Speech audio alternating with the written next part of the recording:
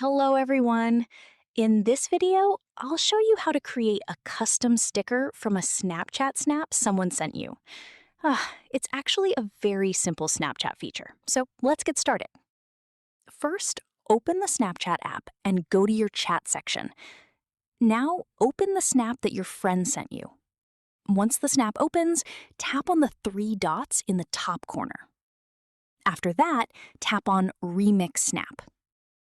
Now you'll enter the editing screen.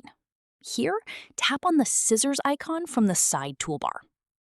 Next, use your finger to carefully draw around the object or person you want to turn into a sticker. Once you finish outlining it, after tap on Done, Snapchat will automatically create the custom sticker for you.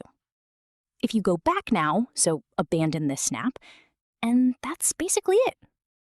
To find your saved Snapchat sticker, go back to the camera screen and take any photo, or simply open the sticker menu. Then tap on the scissors section and you'll see the custom sticker you just created. That's how to create stickers from Snapchat snaps easily using the Snapchat app.